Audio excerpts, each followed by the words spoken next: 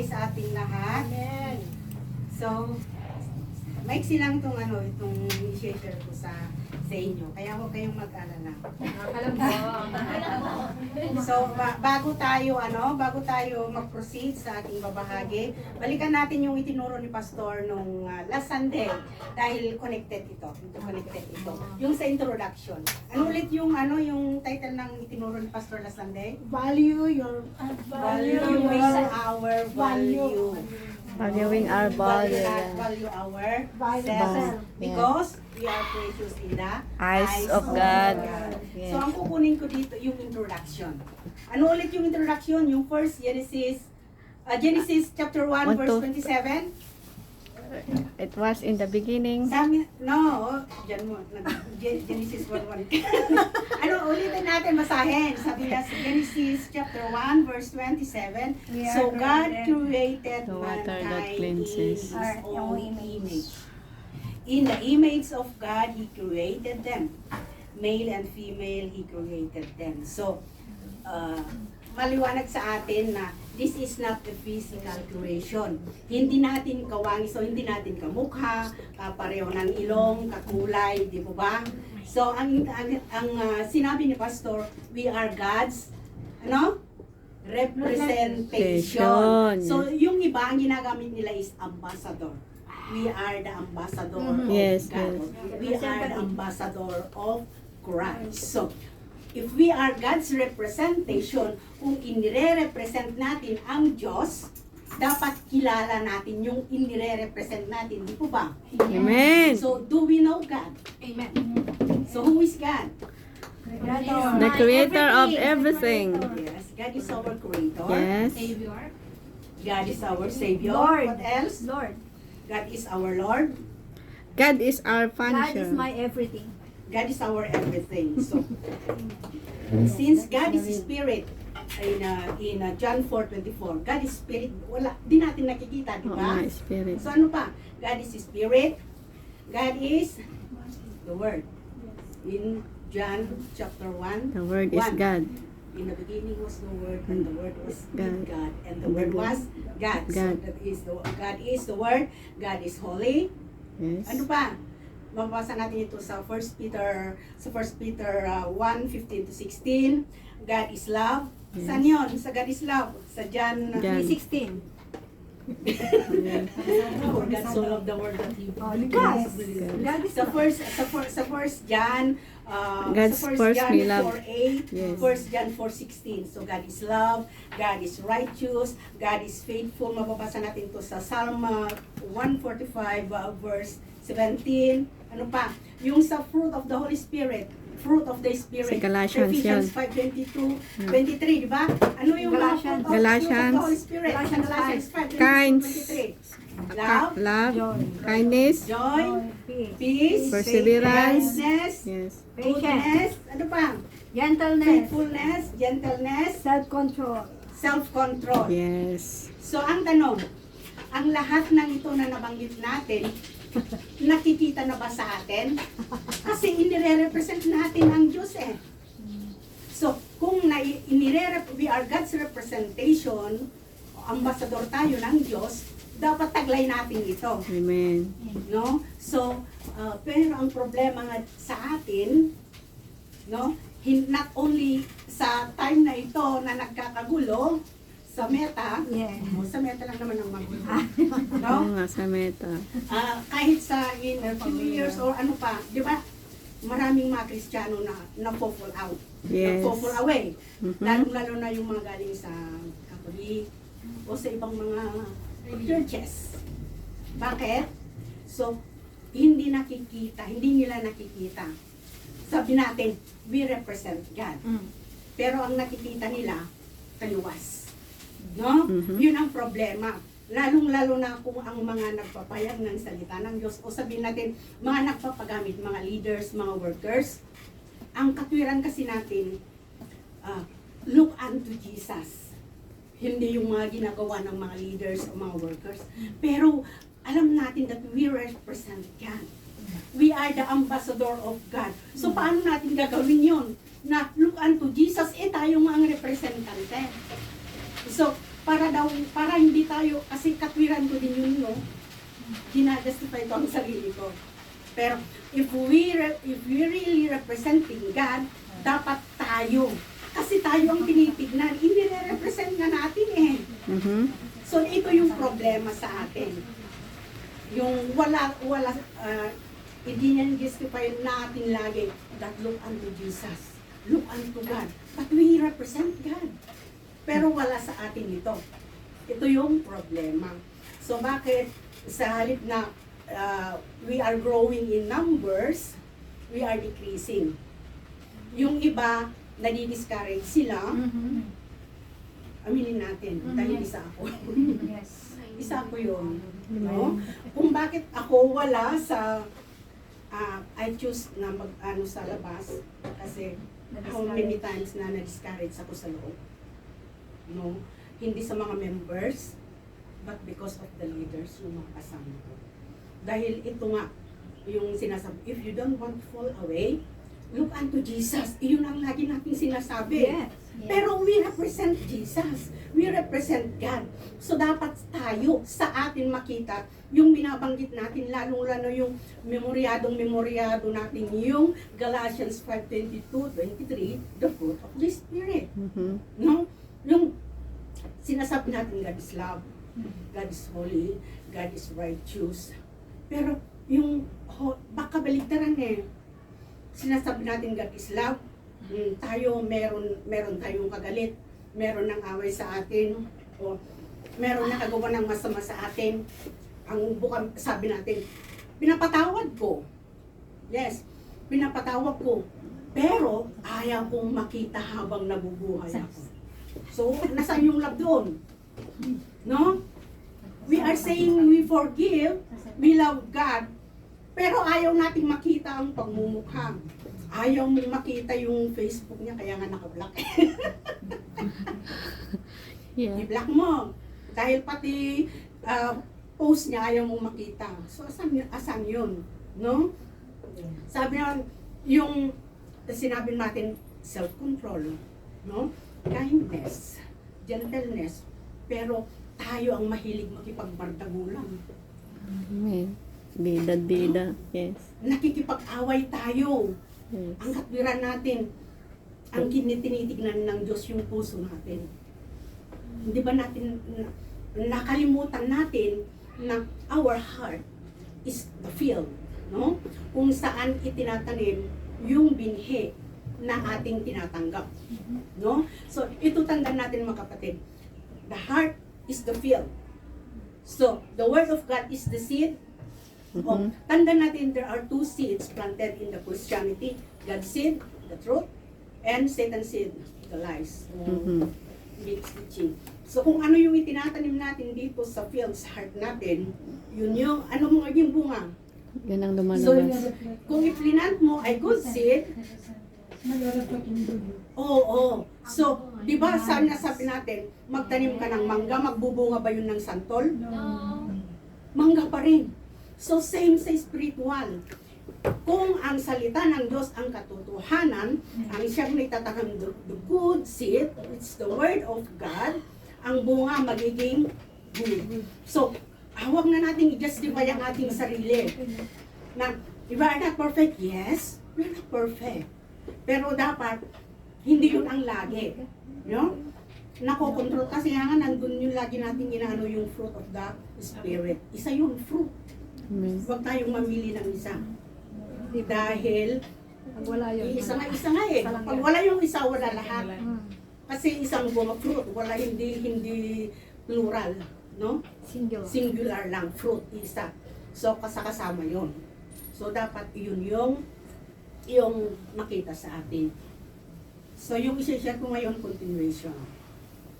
So, kung sa atin, di ba, sinasabi natin, we are not perfect.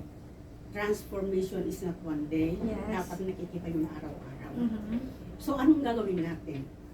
Para maging karapat, dapat tayo na ambassador ng Diyos o representante ng ating Panginoon. So, yung i-share ko ngayon, the water that cleansed us. So, sis, bakit ko yung tubig ko? Thank you. ang reference natin sa John 17:17.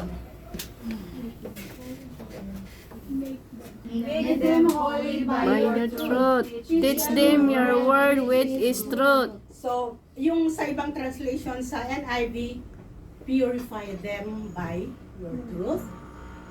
Teach them your word which is truth. So, nandyan na lahat, no? So, yung purify o sanctify, ang ano sa pakalinisin o cleanses, di ba?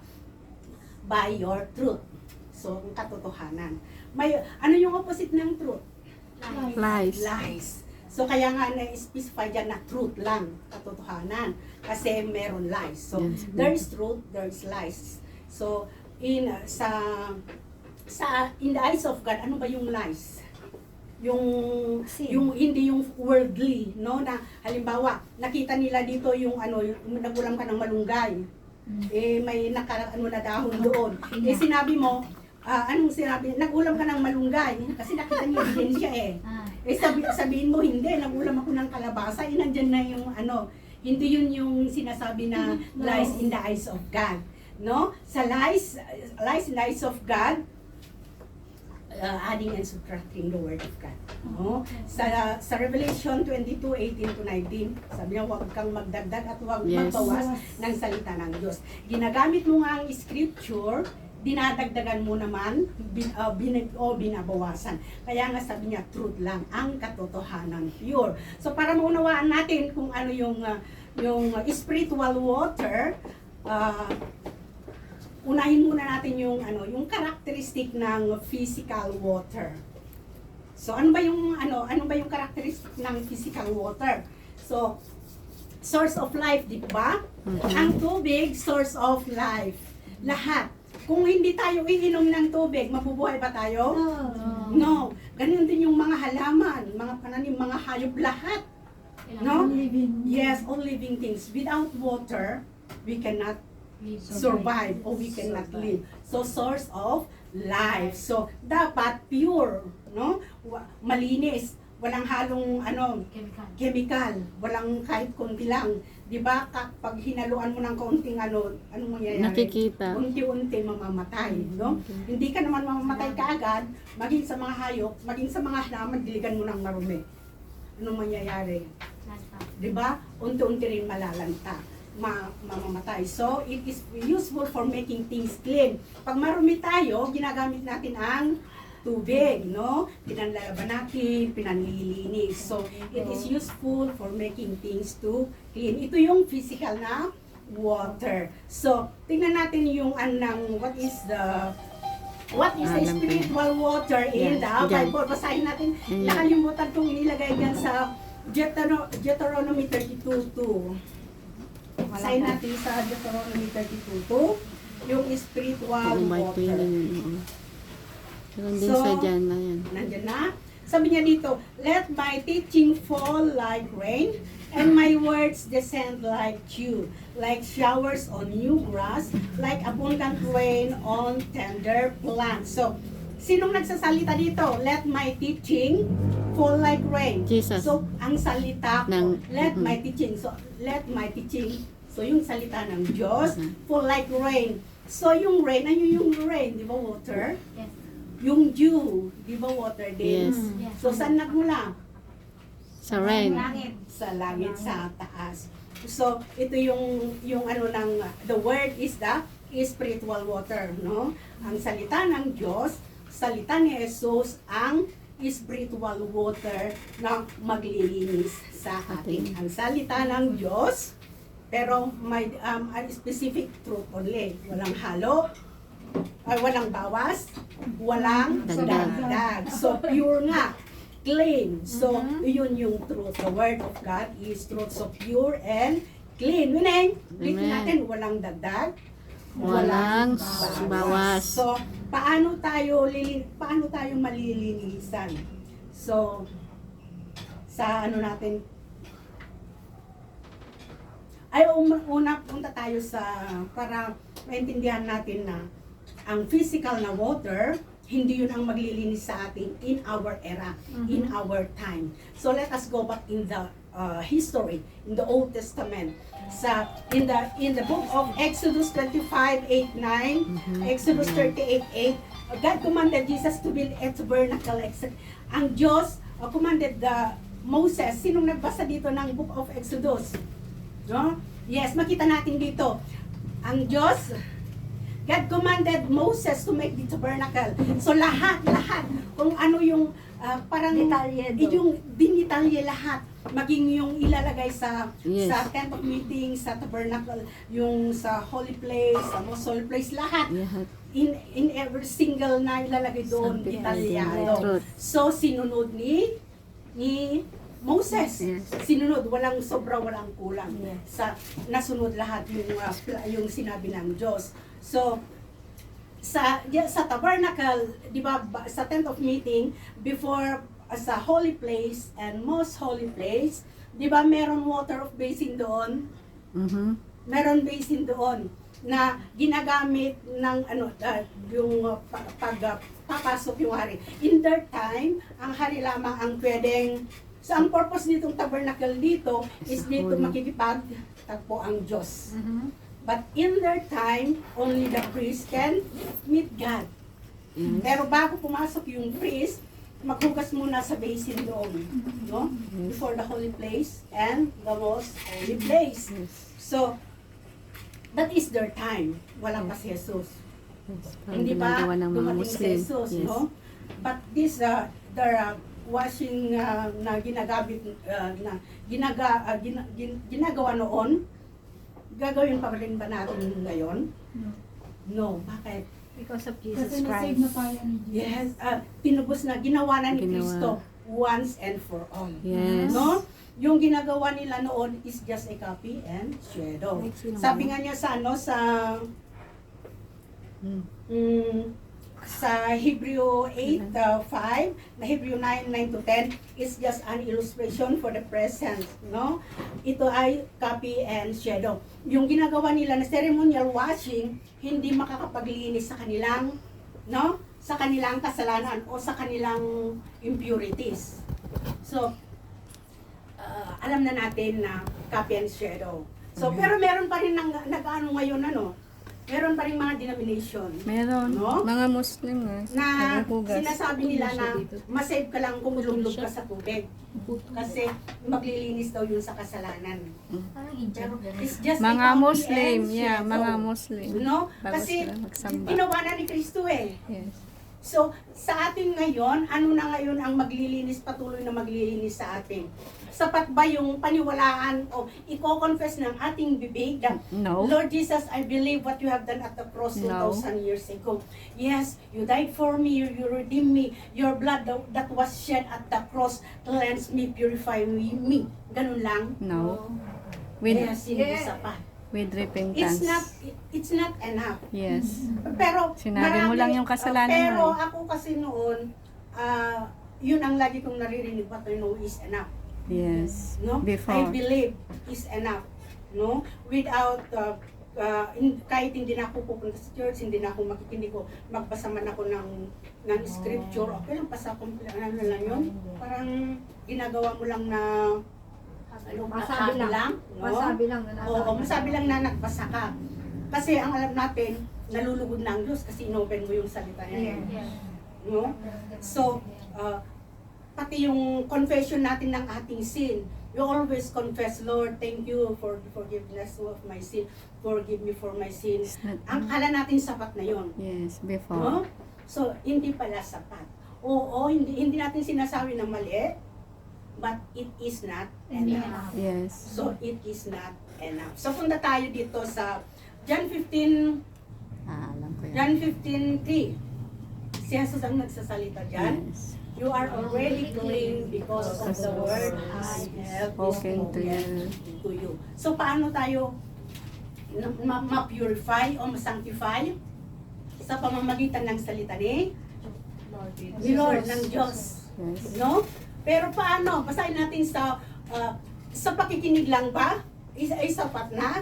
Nakinig mo lang, okay na? No. Basahin natin yung 1 Peter 1:22. Now that you have purified yourself by obeying the truth. Oh, extra tayo sa Obey.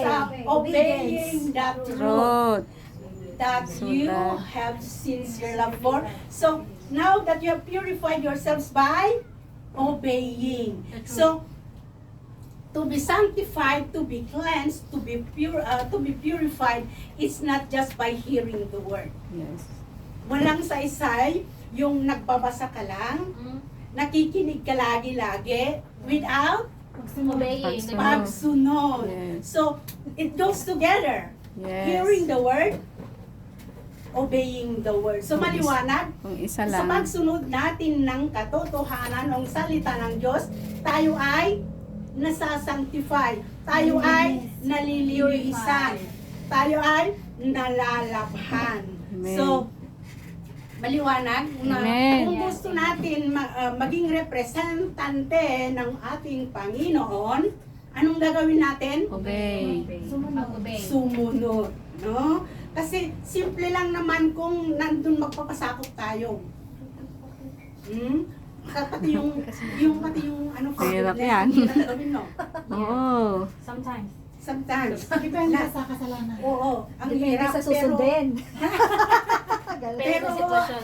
ano kung isa puso natin, madali lang. Yes, madali lang. Tayo na kasalanan. Hindi naman ano na Sa umpisa lang mahirap. Agad-agad. It Yes. takes time din naman yung healing. No? Yes. Pero wag natin hayaan na hanggang mamamatay na tayo, nandun pa rin na kasi ginagamo na sa bato eh. So, if you want to be, kung talagang nais natin, nandun yung heart desire natin na maging ambassador ng Diyos, kung i-represent natin ng Diyos, Makita sa kailangan buhay mo. tayong sumunod. I-obey natin. No? Wag na tayong wag natin laging i-justify ang ating Sarili. sarili kasi yung pag-justify natin ang kalaban ng ating mga sarili. Yeah, ourself No? is the best enemy. Pag nasasaktan tayo, wala na yung fruit of the Holy Spirit. Nananaig na yung hatred, nananaig na yung anger. No? Anong mangyayari kung pinapairal natin yon? Wala, gira pa tani. Divided. Makawat-away tayo. Kaya tayo na anak ng Diyos, kailangan ito makita natin. Always remember, we are representing Jesus. We are representing God. Kung makaramdam ka man ng anger or whatever, yung Pray. sa emotion mo, Yes, pray. anong gagawin mo? Pray. Just pray. Lord, Always is pray. nasasaktan ako. Ang alam ko mahirap, but I cannot do it. Hindi natin naman talaga kaya with just our own selves. Yes. No? Without the help of God. Amen. Without the Holy Spirit. Kasi Amen. nga sinasabi ko, God is the Holy Spirit is our helper, our comforter. God is our everything. So, binibigay ko na sa iyo, binibigay mo nga, pero ikaw naman ang gumagawa ng hakbang. So, let us wait God's guidance, no? Pag ibinigay mo na, huwag ka munang gumawa ng hakbang. Kasi doon tayo Napufol. Oo. Nag-pray ka, ibinibigay mo nga, pero gumagawa ka kagad ng hakbang, sarili mong solusyon. No? So, ito yung tandaan natin. Bakit kailangan natin na mag-purify lagi? So, every time we Siyempre. gathered in the house of worship, Yes. o nagbabasa ka ng Devotion. sa devotion, so, mahalaga rin yung understanding natin. Yes. Kahit nagbabasa ka without understanding, so how can you obey? Yes. Paano mo nga i-obey? Gagawin, hindi mo naman naiintindihan. So, wala ring saysay. So, understanding of the Word of God is very important as well. No? Amen. So, ulitin ko. So, i-obey mo lang yung isang bagay o yung isang utos kung naiintindihan mo. Amen. So, kaya nga hindi nga ina-obey dahil hindi naiintindihan. Kaya yun yung problema. Hindi naiintindihan, kaya hindi Masunod. nasusunod. So, it goes together yun. Yung hear, understand para masunod mo. Masunod mo. Tatlo. Hindi mo lang hindi mo masusunod kung hindi mo maintindihan. No? Katulad yung mga batas sa atin. Mhm. Hindi masusunod Kasi kasi hindi naintindihan. Pero pag naintindihan mo, matigas sa ulo. Hindi ka hindi magagalit. ka magagalit. Yes. No? Hindi mo i-justify yung alam mo kasi naintindihan mo yung batas. Yes. So, same sa batas ng Diyos. Amen. No? Hindi ka mawiwindang Mhm. dahil naiintindihan mo yung batas na ipinapagawa ng Diyos. So, nagagawa mo ng tama. Hindi mo na i-justify lagi yung sarili mo because you understand the law of God, the word of God. So, napakalaga yung understanding natin. Amen. So, iyon nga yung tanda natin sa Ephesians 5:26, no? By obeying the truth, the word of God, na purify tayo. So, bakit nga ba? Sa Revelation 22:14, sabi niya dito, blessed are those who wash their robes. So, mapalad tayo na naghuhugas o naglilinis o naglalaba ng ating kasuotan. So, mapalad tayo kung kung sumusunod tayo, nag-o-obey tayo sa salita ng Diyos. Kasi sa Ephesians 5, ano yung kanina? That purifying ourselves or our hearts is through obeying the word. So pag sumusunod tayo, so nagpapalinis tayo, so mapalad tayo, no? So ano, ang roba dito, hindi literal na damit. Yes. Hindi literal na Yes. kasuotan. Hugas. So sa Revelation 19:8, anong sabi niya dito? Yung about sa fine linen. Ano sabi niya sa Nilalabhan, yeah. Revelation? Ano ba yan? Bright and clean was given her to wear. Was given her to wear. White Sabi niya yan, fine linen stands for the righteous acts of God's holy people. So yung roba, ano ba yung nilalabhan natin, yung physical na sarili natin? Ano ba yung heart natin? Kasi dito naman yung itinatanim eh. Yes. Ano ba yung labhan mo dyan? heart and mind. Oh, yung heart and mind mo, ano ba yung nakaipon dyan? Ano ba yung nakaimbak dyan na dumi? Sama ng Yung loob. mga seeds na Yung mga seeds, nararamdaman. may iba't ibang seeds. Buto ng mangga, buto ng pakwan, buto ng ampalaya, buto ng Yung sili, palaya. buto ng ano yon yung Pinakain. yung coffee mapait eh. Yung ano pa, iba't ibang mga seed nandyan. So ang lalaban natin hindi yung outer. Ang linis-linis nga yung suot natin. There, ang dumi naman yung bowl mo. Yung nagkatouch ng yung heart mo. So, labhan natin. So, paano natin lalabhan? By cleansing the By the word of Obeying God. God. Obeying nga. Kasi pag sinabi na, makinig. magpatawad ka. Anong gagawin mo? Susuwayin mo? Di ba kaya nga obey eh? Di magpatawad ka. Love your enemies, sabi ng Diyos. Eh, anong gagawin mo? Eh di sumunod, love your enemies. Pray for your persecutor. Anong gagawin mo? Ayaw ko ipanalangin yan dahil lagi niya akong inaaway. Lagi niya akong pinopost sa Facebook. Inaaway niya ako dyan. Hindi man niya binabanggit ang pangalan ko pero alam ko ako yun. Pinapatamaan niya ako. Pinapatamaan niya ako. So bakit ko pa ipapanalangin? Nag-post siya na, I need your prayers and for my family. Oh! Bakit ko pa panalangin yan? Kailan lang niya pinatamaan? Nabasa ko yung comments niya sa post na ganito. Yung mga ganong simple. No? Naiipon sa atin yun eh. Di ba parang basura? Pakonti, konti. Inilalagay mo doon, napupuno. No? Kahit konti, isang piraso, isang lang, yung patak-patak mo na sa tubig, patak-patak. Eh mapupuno din yung baso, di ba? So, same sa heart natin. Tapos hindi nalilinis. Oo. Ay, hindi nalilinis. Eh, nadadagdagan kasi ayaw mong sumunod eh. No? Ang law ng Diyos, Obey. madali lang sundin kung magpapasakot tayo. Yes. Very Yun yung true. problema eh. Mahirap No? sundan. Ayaw nating magpasakot, ayaw nating mag-surrender sa Diyos. No, saan tayo nagsusurrender? Sa Facebook. Sa sarili natin. Sa sarili natin. Hinahayaan natin na yung... Facebook ang connect. Tandaan natin lagi. may kaawa. Dalawa yung Dalawa yung lang spirit. naman. Dalawa lang naman There are two pagpipilian mo eh. spirits, there are two seeds. Yes, No? dalawa lang Spirit yan. of God, Spirit of Satan. the spirit of Satan. Yes. So, Dalawa lang dalawang yan. binhi, Parang ako. the truth and The lies. So, kailangan alam din natin na i-discern kung ano yung binhi na tinatanggap natin. Yeah. Amen. Sa in the world of Christianity, kaya nga maraming ang salita ng Diyos nagagamit pero nadadagdagan, nababawasan. So maraming mga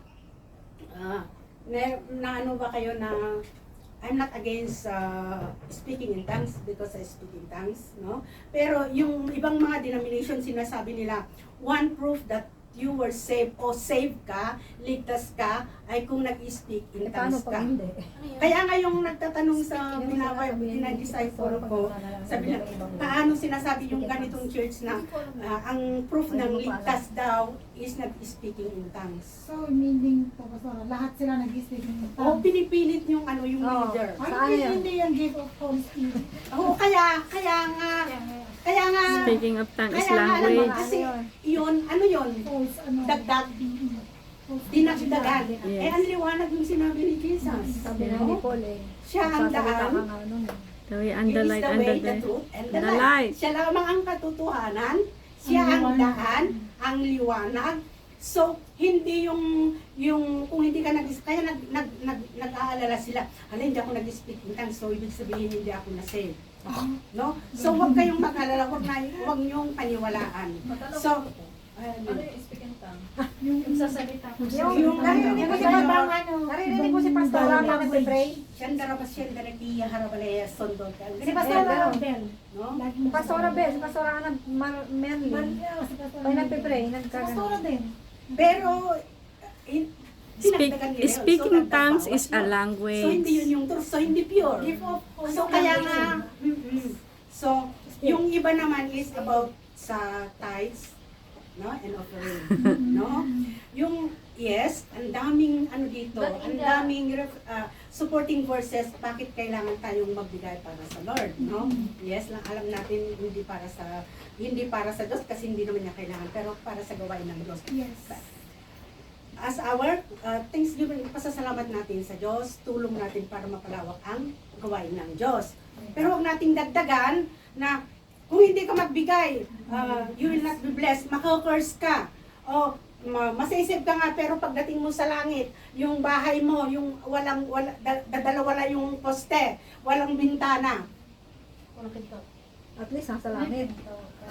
walang daw. Wala nga daw So, pinto. wala daw Dinadagdagan. pinto. Nasa kalalabas.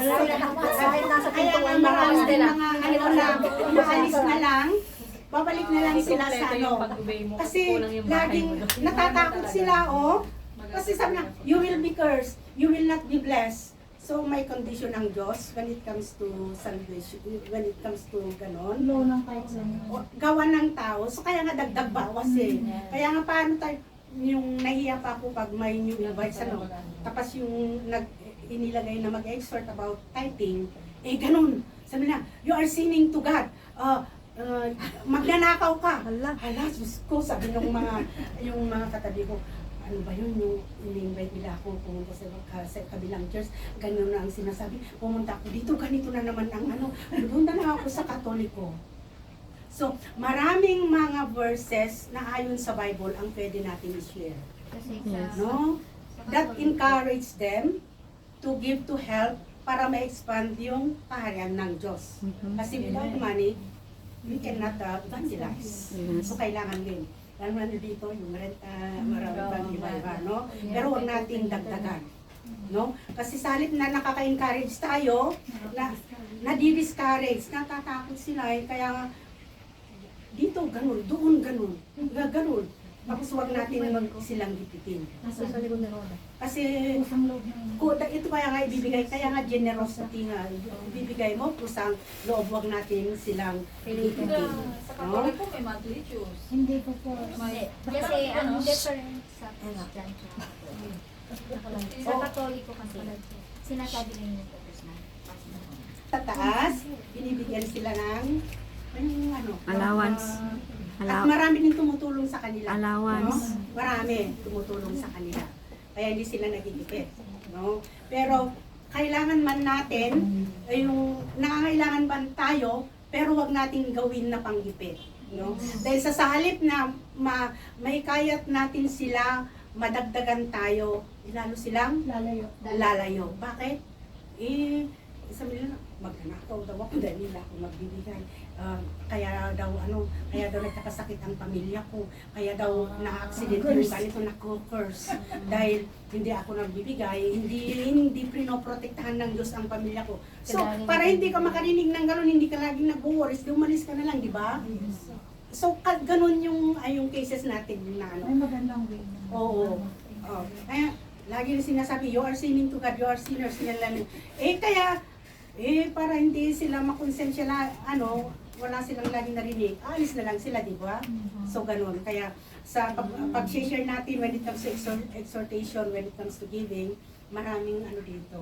That encourage us, encourage them na sa halip na aalis sila, andun yung heart nila na tumulong para sa gawain ng ating Panginoon. So, yun yung conclusion natin. Just as the physical water removes the dirt, spiritual water, which is God's word, wash away our sin and impurities to be righteous in the eyes of God. So, ayun, tandaan natin yung isang bagay lang para ma-purify tayo. Obey the word of God. So, napakasimple, di ba? Walang Kailangan dagdag, walang nating bawas. magpasakop sa ating Diyos. Para sa ganon, yung malikha tayo. So, sabi, though it is past tense yung created, so but it creates. So, para malikha tayo according to His likeness and image, para malikha tayo nakawangis ng Diyos, we need to be cleansed. Kailangan tayong magpa-purify lagi sa salita ng Diyos. But to be purified, we must obey the word. So again here, understanding Standing and obey. and obey. So, yun lang mga Tatlo. kapatid. So, I hope na meron tayong napulot sa na-share ko ngayon. Dahil tandaan natin that we are God's representation. Representation. Ambassador tayo ng Diyos. So, dapat taglay natin yung Katangian ng Diyos. Oo, Amen. yung fruit. Memoryado naman natin yung fruit of the Holy Spirit. So, Spirit. dapat nandun yung love, nandun yung peace, nandun yung joy, yung kindness, gentleness, Perseverance. perseverance, yung faithfulness. Faithfulness. Dapat nandun sa, makikita Nasa atin lahat. sa atin. Hindi lamang yung nagpapaganda tayo physical, pero yung heart pala natin is punong-puno ng basura. So, thank you mga ading sa sa pakikinig, and I hope na simula ngayon, wag kung in these past few days kasama tayo doon sa nakikipagbardagulan. So let us all remember, we represent, inire-represent natin ang Panginoon. Amen. So dapat makita sa atin, no? Hindi yung ikaw po pastora ka, nandun yung post mo na nakakaya. No?